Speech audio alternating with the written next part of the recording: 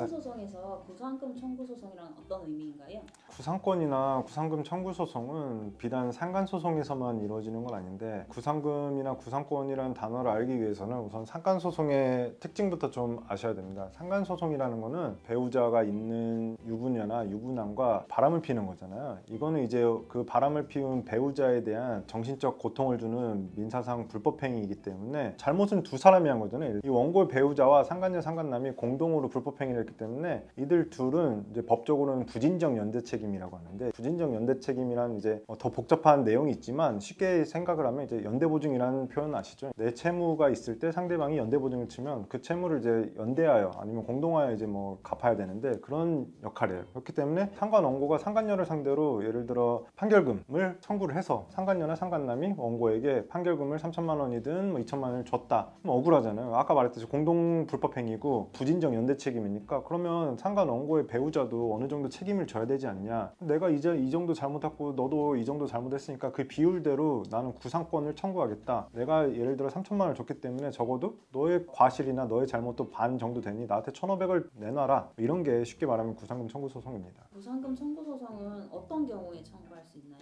1차적으로 선행 사건이 되겠죠. 상간 소송에서 어느 정도 판결금이 인정이 돼야 되고, 실제로 그 판결금을 상간 피고가 상간 원고에게 지급을 해야 됩니다. 이제 구상권이라는 거는 실제 자기의 부담 비율, 예를 들어 3천만 원이면 3천만 원 공동 불법행위, 내 부담 비율은 1,500인데 내가 3천을 다 줬으니까 그 내 부담분을 넘는 거를 달라는 청구이기 때문에 이걸 다 지급하고, 내가 내 부담 비율 이상으로 줬기 때문에 그 내가 부담 비율 이상으로 준 거를 네가 내놔라, 이런 게 청구하기 때문에 판결금을 다 지급 완료했을 때 가능하고, 실제로 이제 제가 한 사건 중에서도 피고가 판결을 2천만 원을 받았어요. 근데 원고에게 단 한 푼도 주지 않은 채로 자기랑 같이 바람 피운 상간 원고의 배우자에게 구상금 청구를 해서 제가 그 사건을 수임해서 이제 주지도 않고 구상금 청구를 하는 거는 법리상 맞지 않다 해서 기각시킨 사례가 있습니다. 그래서 간단하게 말하면 상간 판결금이 나오고 그 판결금을 실제 상간 원고한테 지급을 했을 때 비로소 구상권 청구가 가능하다고 할 수 있습니다. 청구하기만 하면 무조건 다 돈 받을 수 있나요? 간혹 기각되는 사례가 있어요. 이게 어떤 사안이냐, 상간소송을 제기할 때는 원고 부부가 이혼을 하지 않은 상태로 제기할 수도 있지만 이혼을 하면서 상간소송을 제기하는 경우도 많이 있거든요. 이혼을 하게 되면 상간 원고한테 주는 위자료뿐만 아니라 그 원고 배우자도 이혼을 하면서 이 부정행위로 인한 위자료를 주는 경우가 있어요. 그런 경우에 상간 피고가 3천만 원을 불법행위 위자료를 줬는데, 알고 보니까 이미 상간 원고의 배우자도 그 부정행위나 아니면 기타 유책사유 위자료로 3천만 원 이상을 줬어. 그런 경우에는 사실은 이제 서로가 이미 자기 부담 비율을 넘어서 다 줬기 때문에 이제 이거를 청구하는 거는 좀 무리가 있을 수가 있고, 그다음에 간혹가다 요새 상간 사건 판결 중에는 아까 공동 불법행위이지만 이런 구상금 청구 등의 향후 계속 이제 발생하는 법적 분쟁을 방지하기 위해서 재판부에서 판사님들께서 이 판결금 1,000만 원, 1,500만 원은 네가 구상금 청구를 할 수 없는 상간 피고 너의 책임이야 라고 명시해서 판결을 내리는 경우가 종종 있어요. 그런 경우에는 사실 이제 상간 원고 배우자에게 구상금 청구를 좀 하기 어려운 상황이라고 할 수 있어요. 청구할 때 비율이 어느 정도로 책정되나요? 상간소송뿐만 아니라 모든 불법행위나 기타 이런 구상권 청구를 할 수 있는 사건에서는